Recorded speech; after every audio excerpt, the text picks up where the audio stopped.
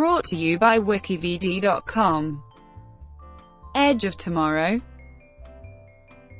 Edge of Tomorrow is a 2014 American science fiction action film starring Tom Cruise and Emily Blunt. Doug Liman directed the film based on a screenplay adapted from the 2004 Japanese light novel All You Need Is Kill by Hiroshi Sakurazaka. The film takes place in a future where Earth is invaded by an alien race. Major William Cage, a public relations officer with no combat experience, is forced by his superiors to join a landing operation against the aliens. Though Cage is killed in combat, he finds himself in a time loop that sends him back to the day preceding the battle every time he dies. Cage teams up with Special Forces warrior Rita Vrataski to improve his fighting skills through the repeated days, seeking a way to defeat the extraterrestrial invaders. In late 2009, Productions purchased the rights to the novel and sold a spec script to the American studio Warner Brothers.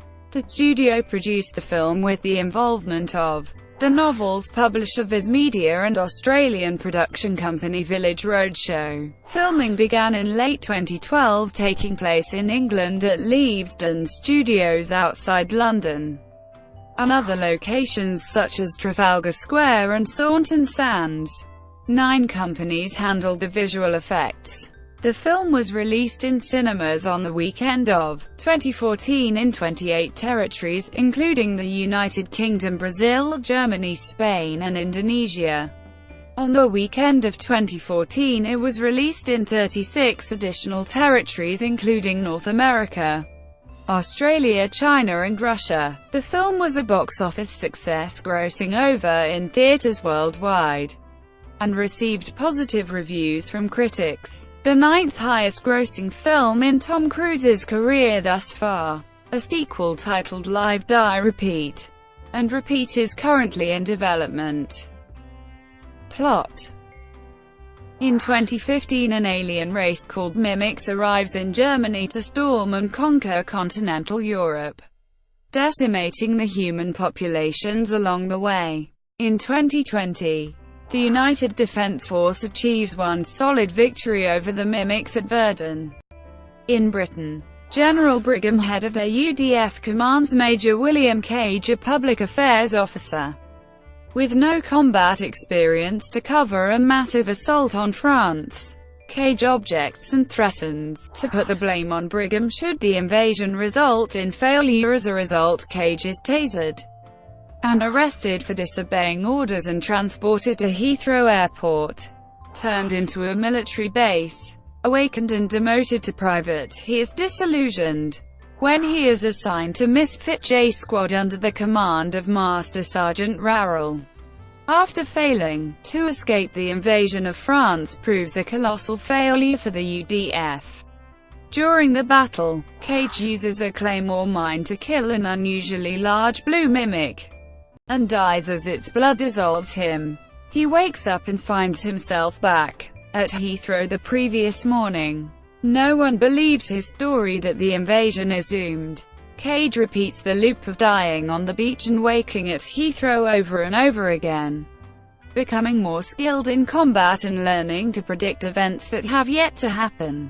During a time loop, he unsuccessfully attempts to save the famous Sergeant Rita Vrataski, who eventually learns he can loop time. She orders him to locate her when he wakes up, before they both perish in an explosion. When Cage reawakens, he locates Vrataski. She takes him to Dr. Carter, an expert in mimic biology. Carter explains that the mimics are a superorganism in which the omega controls the cerebrum, while the alphas behave as the ganglia in which the omega controls ordinary mimics. If an alpha is terminated, the omega resets the day and rearranges its tactics until the battle is won. Cage inadvertently hijacked their ability to reset time through the exposure to an alpha's blood. Vrataski had this ability at Verdun, using it to win the battle before losing its power when she was wounded in battle. and receiving a blood transfusion. She tells Cage to locate and kill the Omega in order to end the alien invasion and save the human race. Over time, Vrataski trains Cage to excel in combat training. Frustrated by his continued failures to excel, he retreats to London to spare his own life, but discovers that the mimics will attack thereafter, defeating the UDF in France, eventually receiving a vision of a dam in Germany indicating that the Omega is hiding there. Cage and Vrataski spend many loops figuring out how to escape the invasion and reach the dam. Cage comes to know Vrataski and falls in love with her, but Vrataski, who lost a loved one to the mimics, is only interested in the mission. Upon reaching a point where she is killed, whatever they do, Cage decides to fly to the dam on his own. Inside the dam, he is ambushed by an alpha and mimics struggling to bleed him out and strip off his ability to reset time. Before they can slowly bleed him to death, Cage deliberately drowns himself. To avoid the process, Cage and Vrataski infiltrate the mod main building to obtain a prototype built by Carter that could locate the Omega. Cage finally compels General Brigham to give him the device. During the ensuing car chase, Cage discovers the Omega is under the Louvre Pyramid in Paris. However, Cage is captured and seriously injured. He wakes up in a hospital to find he has been given a transfusion, and thus has lost the ability to reset the day. Vrataski frees Cage, who recruits J-Squad to help destroy the Omega before the invasion begins. They fly to Paris, where the other soldiers sacrifice themselves so that Cage and Vrataski can get into the Louvre, just before luring away an alpha standing between them and the submerged Omega. Vrataski kisses Cage to thank him for getting her as far as he did. The alpha kills Vrataski and mortally wounds Cage, but he manages to drop a belt of grenades, killing the Omega. The dying Cage floats down through the water into the Omega's blood. He awakens en route to his first meeting with Brigham, who is announcing on TV that mimic activity has ceased following a mysterious energy surge in Paris. Cage, still a major, goes to Heathrow, finding Vrataski. She greets him as she did in previous loops, curtly. Cage, teary-eyed, chuckles. Production. Edge of Tomorrow was co-produced by Warner Brothers and Village Roadshow Pictures, with the involvement of production companies Entertainment and Viz Productions on a budget of. The screenplay is adapted from the 2004 Japanese light novel All You Need Is Kill by Hiroshi Sakurazaka. Development and writing. Viz Media published the novel in North America in 2009. After drawing the interest of producer Erwin Stoff, his company Entertainment optioned the novel that same year, collaborated with the publisher's filmmaking subsidiary Viz Productions headed by Jason Hoffs. Viz Media president Hidemi Fukuhara served as executive producer, instead of making a pitch to a major studio to purchase the property and proceed with writing and producing a film adaptation. The company developed a spec script to show the studios. Stoff approached writer Dante Harper and sent him a copy of the novel. Harper found the book too complex to properly adapt, but despite the prospect of not getting paid, he chose to risk it and accepted the job, taking 8 months to write the script. Upon completion, Warner Brothers purchased it in a deal in April 2010. The studio hired Doug Liman to direct the film the following August. Harper's screenplay was listed in the 2010 edition of the Blacklist, a survey of most liked unproduced screenplays. In June 2011, Joby Harold was hired to rework the screenplay. By September, Warner approached Brad Pitt to star, after he declined. The studio then approached Tom Cruise. Once Cruise accepted, the script changed the age of the leading role to fit the actors. In December 2011, Cruise officially joined the film. Emily Blunt entered negotiations to star opposite Cruise in April 2012. Screenwriting duo Roberto Orsi and Alex Kurtzman also delivered a draft of their own. 6 months before filming started, Liman discarded 2/3 of Harper's original script. Jez Butterworth and John Henry Butterworth were hired to rewrite the script.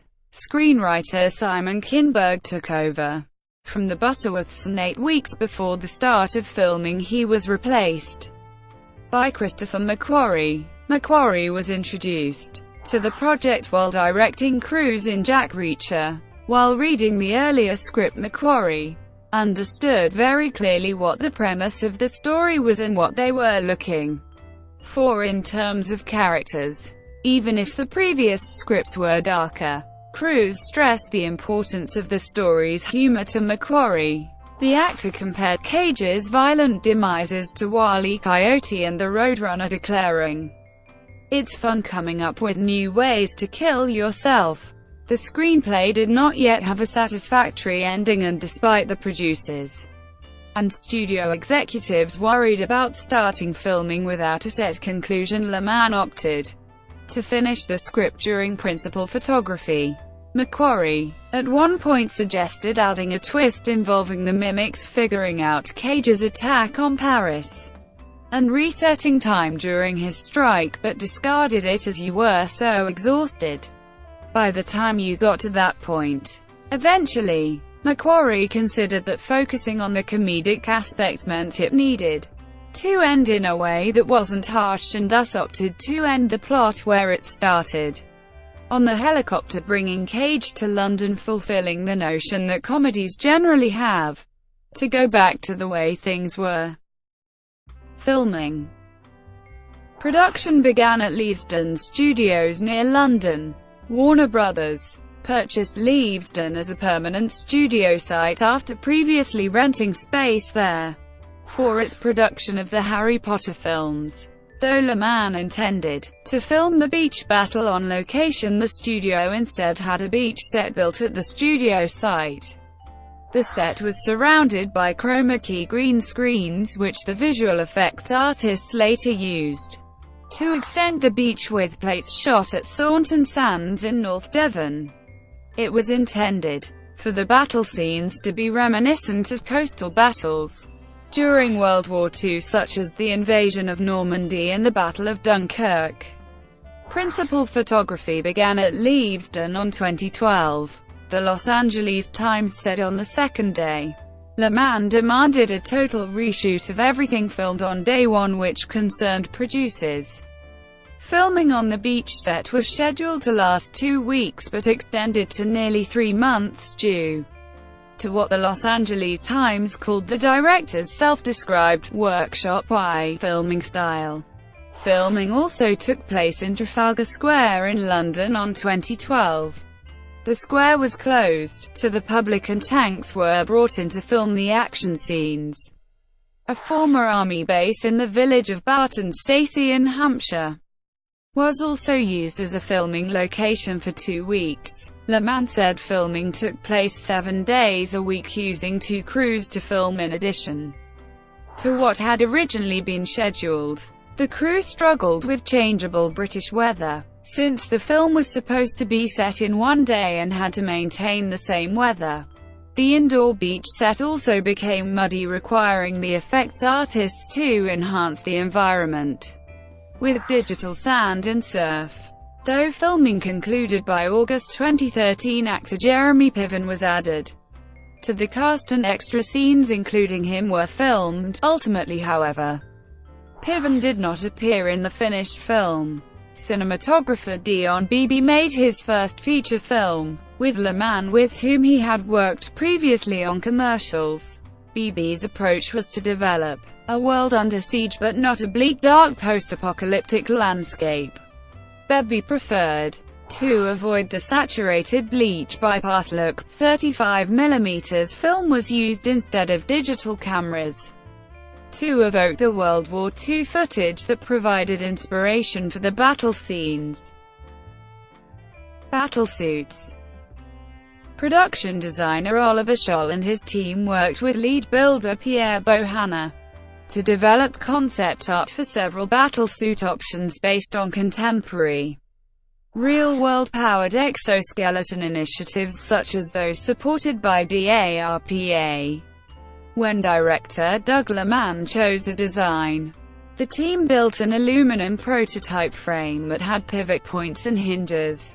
Costume designer Kate Hawley contributed a gritty aesthetic design for the color palettes and surface treatments. While the design was meant to be utilitarian, it was also created so the actors could be seen in the suits and also run in them.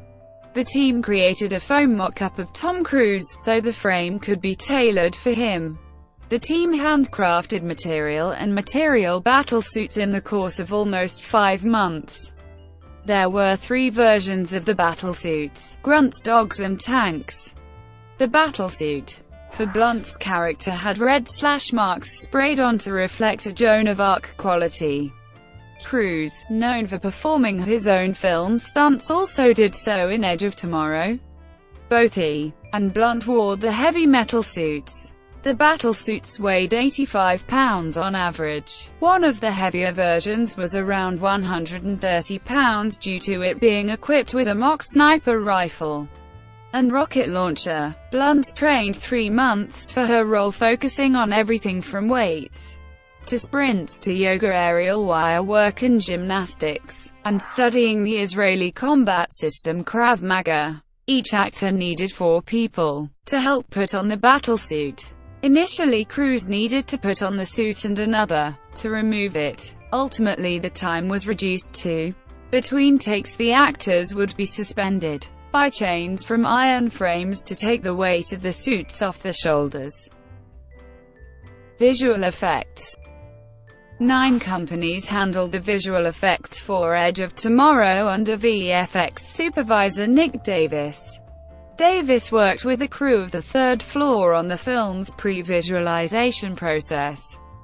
Sony Pictures Imageworks worked on the first 2 acts of the film and created over, including photorealistic environments, battle scenes and computer-generated creatures and characters. One major shot involved covering London Heathrow Airport with military troops, vehicles and aircraft. SPI split some of the work with Rodo FX. Cinesite joined late in the production and developed for 10 key sequences, with 189 appearing in the final cut.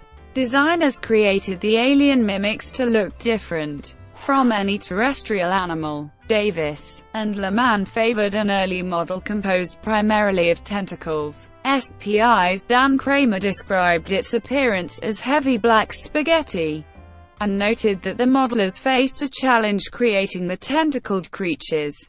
A technical animator created an Autodesk Maya plugin that made the movement of each tentacle independent, since Liman did not want the mimics to look too organic or terrestrial. Imageworks artists devised the idea of making the aliens out of an obsidian-like material, basically a glass that could cut. Various debris was incorporated within the tentacles to give the creature a sense of weight and fast movement. The alphas were given a definable head area to show their status as more sentient, while receiving a different color and a bigger size compared to the mimic grunts. Cinesite created the mechanical mimics used in the training areas, while MPC created the Omega in a digital environment into which the effects artists composited underwater footage filmed at Leavesden's water tank. Animators created digital versions of the battlesuits at times with the soldiers inside them. On the set, a 3D scanner booth digitized the actors, while hand scanners captured the textures of the practical suits. Imageworks received pieces of the suits for reference. The company's library of reflection data on various materials helped enhance the armor's shading. SPI's crew created the base at Heathrow by merging the set at Leavesden with digitally altered footage from the airport, the film's dropships, barracks and mess halls. replaced the existing aircraft. Framestore created the digital Paris and recreated it, with photo modeling from 3 days of visits. Given that the city is a no-fly zone, Framestore's artists obtained their aerial images by climbing an 80-meter crane parked in the Louvre courtyard. The quadcopter dropships were based on the Bell Boeing V-22 Osprey that can tilt its rotors to fly as either planes or helicopters while having a design closer to the quad tilt rotor. Aside from the crashed ship on the beachhead and a gimbal set to depict the plane used by Cage's squad, the film used digital models for most ships. The computer-generated dropships had some of ImageWorks' heaviest detail given the proximity of the actors to the aircraft in the camp scenes. The effects artists wanted to make sure the ships broke apart in a realistic way during the crashes. Prime Focus World converted the film into 3D in post-production using the same tools for the stereoscopy as in World War Z and Gravity. The company made use of scans of the cast's faces from film production, while vendor Invisible helped the company convert the hologram table used by Dr. Carter. Music. Composer Christoph Beck was a late addition to the film, taking over from Ramin Djawadi, who was Liman's first choice to replace his frequent collaborator John Powell, as Powell was on sabbatical. Edge of Tomorrow marked Beck's first science fiction film score. To prepare, Beck watched the film with 10 tracks, including one from the 2012 film Battleship. He experimented with repeating the music with the scenes, but because this approach did not frequently fit the events on the screen, Beck used minimal repetition in the film. The day is reset dozens of times in the film, and it would get very repetitive to approach that musically the same way every time, Beck recalled.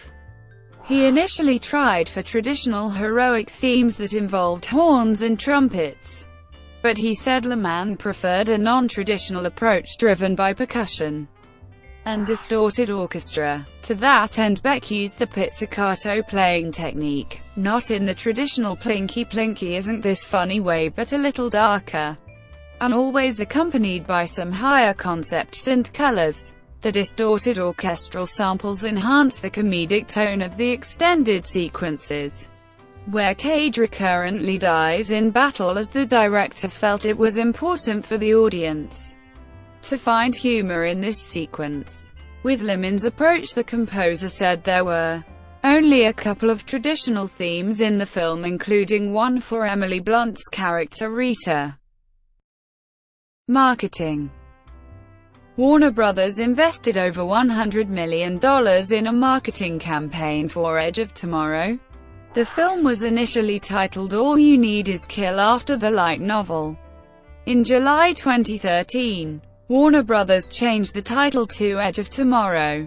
Warner Brothers President Sue Kroll said the title was changed partly due to negative chatter about the word kill in the title. The film was promoted at Comic-Con in San Diego, California in July 2013 and at WonderCon in Anaheim, California in April 2014. Turner Broadcasting, a subsidiary of Time Warner like the studio Warner Brothers, promoted the film across its TV properties including CNN, TNT, TBS, Adult Swim, True TV and Funny or Die. Variety said the move put forth the notion that buying bigger packages of advertisements across the TV company's holdings is a viable option in an increasingly fragmented TV viewing landscape. Turner also launched a website which would unlock film-related content like a 3D game, backstories and artwork, if its promotional hashtag was circulated enough through the social media website Twitter. Viz Media released a new edition of the light novel on 2014 retitled Edge of Tomorrow. It also published a graphic novel adaptation of the light novel on 2014. For the film's release on home media, Warner Brothers formed two teams for a 2014 Tough Mudder endurance event series in Black Diamond, Washington. The teams included YouTube personalities and participants from the TV series American Ninja Warrior. Warner Brothers based the teams on the soldiers from J Squad in the film. To promote teamwork, the two teams competed in a tough mudder obstacle course. Box office forecast. Weeks before the film's release, reports in early May 2014 predicted an underwhelming performance in the North American box office for Edge of Tomorrow. Variety noted a worrisome lack of buzz leading up to the film's release. Initial box office tracking at the start of the month for the film estimated a gross between and on its opening weekend. Several weeks later the estimate decreased by. The film planned to compete with The Fault in Our Stars in the same opening weekend, with an equivalent estimated gross around. The Wrap predicted that this competition could potentially impact the opening weekend gross of Edge of Tomorrow. In contrast, Variety said Edge of Tomorrow could serve as counter-programming to The Fault in Our Stars, since that film's demographic is women under 25 years old. With its budget of over, The Hollywood Reporter called Edge of Tomorrow one of the biggest box office risks in North America for mid-2014. The trade paper said the film was similar to Oblivion, a 2013 science fiction film that also starred Tom Cruise, and that, like Oblivion, it would likely perform better outside North America. Box Office Mojo reported that 4 of Cruise's films with original material, Valkyrie Night and Jack Reacher and Oblivion, failed to gross more than in North America. The website forecast that Edge of Tomorrow would gross in North America and in other territories. The Wrap said that the studio focused on theatrical releases in other territories where Cruise remains a major force in drawing audiences. Variety, writing from the U.S. perspective, said, "Media reports have been quick to speculate that Edge of Tomorrow may be one of the summer's first big bombs based on the lack of enthusiasm by U.S. audiences. That may come to pass, but these reports downplay the centrality of foreign markets in today's globalized movie industry." In the week prior to the release of Edge of Tomorrow in North America, its estimated opening weekend gross increased from the range to theatrical run. Edge of Tomorrow initiated its theatrical run in several territories on 2014 and rolled out to a total of 4 its opening weekend of 2014. It grossed on its opening weekend. For the second weekend of 2014 it was released in 36 additional territories. Edge of Tomorrow grossed $1 in North America and $1 in other territories for a worldwide total of $. After the film's theatrical run, Entertainment Weekly said it had a lukewarm box office reception, despite praise from critics. Opening weekend. The film had premiere screenings in London, Paris and New York City on 2014. The cast and the crew mimicked the film's time loop premise by attending the premieres in a single day, traveling westward to attend them on a staggered schedule. The film was screened in New York City, at the time chosen to refer to the film title. The film was released in theaters including the United Kingdom, Brazil, Germany, Spain, and Indonesia, on the weekend of 2014. Certain territories with strong association football followings were chosen so the film could screen to audiences before the month-long 2014 FIFA World Cup began on 2014. Edge of Tomorrow competed against Maleficent starring Angelina Jolie, which opened the same weekend on its opening weekend in across. Edge of Tomorrow grossed. The Hollywood Reporter called the film's debut a soft opening. In many territories, Edge of Tomorrow ranked third behind fellow new release Maleficent and holdover X-Men: Days of Future Past. These included the United Kingdom, where the film ranked third and grossed where Cruise's 2013 film Oblivion had opened with, and Germany with an income of compared to Oblivion's Edge of Tomorrow ranked first in Indonesia and Taiwan grossing and respectively. Its opening weekend in Indonesia was Tom Cruise's biggest opening to date in the country. The film also grossed in Italy and in Spain. Deadline.com said the film had good word of mouth, citing significant increases in Saturday grosses compared to the Friday grosses in the United Kingdom, Germany and Spain. Bloomberg Businessweek reported that was grossed in the first week of release, and summarized its debut. While it did solid business in Asia, its reception in Germany, France, and the UK has been tepid. Second weekend. In the first week of June 2014, Edge of Tomorrow opened in markets including North America, China, Russia, South Korea and France. The film was now showing in and the film led the global weekend box office within North America and elsewhere. The debut in China occurred on Monday to take advantage of the Dragon Boat Festival holiday. Edge of Tomorrow topped the Chinese box office with encompassing admissions in. Edge of Tomorrow's debut in both Russia and South Korea marked Tom Cruise's highest opening weekend in both countries. Edge of Tomorrow was released in North America on 2014. The ticket service Fandango reported advanced tickets surpassed Tom Cruise's previous film Oblivion, but were being overcome by the competing film The Fault in Our Stars. Edge of Tomorrow grossed on the opening weekend, ranking it third below The Fault in Our Stars and Maleficent. Polling firm CinemaScore said 61% of the opening weekend audiences were male. It reported that audiences overall gave Edge of Tomorrow a B grade, where younger filmgoers gave A and A grades. The Los Angeles Times said the disappointing box office performances of non-franchise films Edge of Tomorrow and Blended, both produced and distributed by Warner Brothers Pictures, indicated risky investments by the studio, which had better success earlier in the year with franchise films The Lego Movie and Godzilla. Subsequent weekends. In its second weekend of release in North America, Edge of Tomorrow had a light second weekend drop of 43% due to word of mouth and grossed on the second weekend. In the same weekend in territories outside North America the film was on. With approximately admissions it grossed. China, Russia, and South Korea respectively had the film's largest weekend grosses among the territories. In South Korea the film ranked first at the box office for 2 consecutive weekends, grossing a total of by 2014. In Japan, Edge of Tomorrow was released on 2014. Under the light novel's title All You Need Is Kill.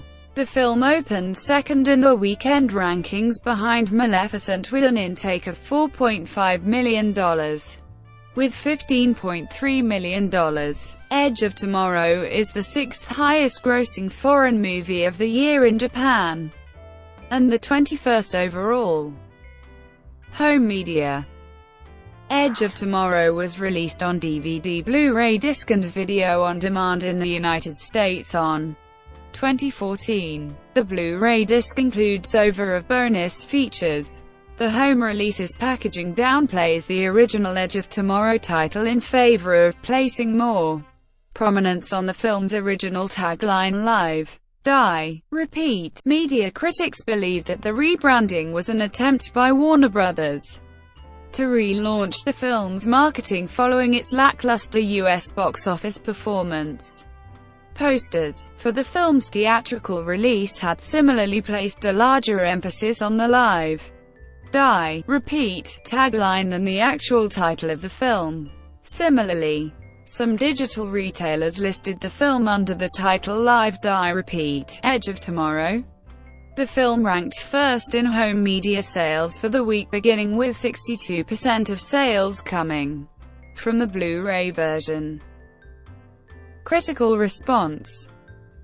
Edge of Tomorrow received critical acclaim. Critics praised the humor, the aliens' design, the performances of Cruise and Blunt, and the time loop premise's ability to remain fresh. However, some critics had issues with the film's conclusion. Based on 288 reviews, review aggregation website Rotten Tomatoes reports that 91% of critics gave the film a positive review with a rating average of 7.5 out of 10. The website's critical consensus reads, "Gripping, well-acted, funny and clever. Edge of Tomorrow offers entertaining proof that Tom Cruise is still more than capable of shouldering the weight of a blockbuster action thriller." Another aggregator, Metacritic, surveyed 43 critics and assessed 35 reviews as positive and 8 as mixed with none negative. Based on the reviews, it gave the film a score of 71 out of 100, which it said indicated generally favorable reviews. Justin Chang of Variety called Edge of Tomorrow a cleverly crafted and propulsively executed sci-fi thriller, saying that the film was director Doug Liman's best since The Bourne Identity. Chang said that the screenwriters, with the assistance of the editors, tell their story in a breezy narrative shorthand, transforming what must surely be an unbelievably tedious gauntlet for our hero into a deft, playful, and continually involving viewing experience. Regarding the relationship between Cruise and Blunt's characters, Chang said Liman handles it with a pleasing lightness of touch that extends to the proceedings as a whole. He also commended the visual effects of the expertly designed mimics as well as Dion Beebe's cinematography. Todd McCarthy, writing for The Hollywood Reporter, said the film was a narratively ambitious sci-fi action that takes a relatively playful attitude toward the familiar battle tropes. McCarthy said that, despite the humor, he found the time loop premise tedious and that the final stretch becomes dramatically unconvincing and visually murky. However, he also called the effects exciting, convincing and gritty, and applauded Gleason and Paxton in their supporting roles. Kenneth Turan of the Los Angeles Times gave the film a positive review, considering the film a star-driven mass-market entertainment that's smart, exciting, and unexpected, while not stinting on genre satisfactions that broke a string of cookie-cutter been-there blockbusters. Edge of Tomorrow was listed on 23 critics' top 10 lists of movies of 2014. Accolades. The theatrical trailer for Edge of Tomorrow was nominated at the 15th Annual Golden Trailer Awards for Best Action and for Best Summer 2014 Blockbuster Trailer, but lost to The Hunger Games, Catching Fire and Godzilla, respectively. The film also received nominations at the 2014 Teen Choice Awards for Best Action Film, Best Action Actor and Best Action Actress, but lost to Divergent. The Japanese government gave director Doug Liman the annual Japan Cool Content Contribution Award, an accolade that recognizes creatives who popularize Japanese media for worldwide audiences. Edge of Tomorrow was nominated for Critics' Choice Movie Awards in the following categories: Best Visual Effects, Best Action Movie, Best Actor in an Action Movie, and Best Actress in an Action Movie, with Blunt winning the latter. Gender roles. Emily Blunt plays Sergeant Rita Vrataski, a veteran who guides and trains Tom Cruise's character, Major William Cage. Blunt said of her role in these male-fueled genres, "It's usually the woman who's holding the hand of the guy, and HES running through explosions leading her, and I wanted to be doing the leading." Chris Nishawati, reviewing the film for Entertainment Weekly, called it the most feminist summer action flick in years.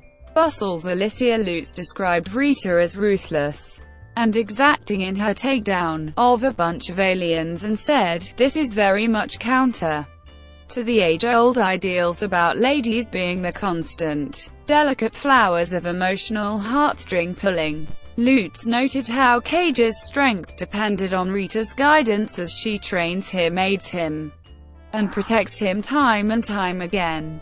Tasha Robinson, writing a piece in The Dissolve about strong female characters that lack real purpose in films, said that Rita in Edge of Tomorrow was an exception. Robinson acknowledged that Rita existed to support Cage in his trials, but believed that the story doesn't degrade, devalue, weaken, or dismiss her. In contrast, The Wire's Esther Zuckerman criticized the inclusion of a romantic relationship in the film, and said of the two characters' kiss, "There's a case to be made that the kiss is simply an acceptance of their fate. But everything we know about Rita up until this point implies that she's a dedicated soldier, and making her a sudden romantic betrays her character." Zuckerman added, "That's not to say she can't soften up a bit as humans do. But the moment reads less like she's accepting her humanity and more like the filmmakers had to acknowledge two attractive leads, who should lock lips because that's what men and women do in movies." Writing in The Week, Monica Bartizel also criticized the romance in the film, stating that Rita is the one who kisses Cage despite knowing him for only a day, where he had known her for multiple days via time loop. Bartizel said that Rita's portrayal was a part of a commonly seen motif in which a female character helps a male chosen one character, and that this was the new normal because it allows Hollywood to appeal to feminist concerns while continuing to feed male wish fulfillment. Bartizel said that Rita at her most powerful ultimately serves to make the male hero into a fighter like herself. Comparison to video games. Liman said that the film's repeated scenes intentionally parallel the respawning feature in video games, where players have to start over on a level if their character dies. In the afterword of All You Need Is Kill, author Hiroshi Sakurazaka notes his experience playing video games as a source of inspiration while writing the novel. Salon's Ryan Lees said analyses of the film noted that it steals from the video game genre. Lees called Edge of Tomorrow's looped action a meta-commentary on the blockbuster genre, saying, "It's a blockbuster interested in the question of how mind-numbing its genre has become to its viewers." Comparing Edge of Tomorrow to film adaptations of video games, Angela Watercutter said Liman's film was more successful for basing itself around the medium's narrative structure and for its ability to continue after game over and discover something new. Sequel. In an interview with Collider, McQuarrie said that Cruise had an idea for a sequel, and that the concept is locked and loaded. In April 2016, Doug Liman had signed on to direct the sequel, while race screenwriters Joe Shrapnel and Anna Waterhouse will write the script for the film. In October 2016, Liman stated that the film would revolutionize how people make sequels, and went on to say that the story is much better than the original film and that it's a sequel that's a prequel. In May 2017, Liman revealed that the title will be Live, Die, Repeat, and that both Cruise and Emily Blunt will reprise their roles from the first film. Brought to you by WikiVidi.com. Would you like to know more?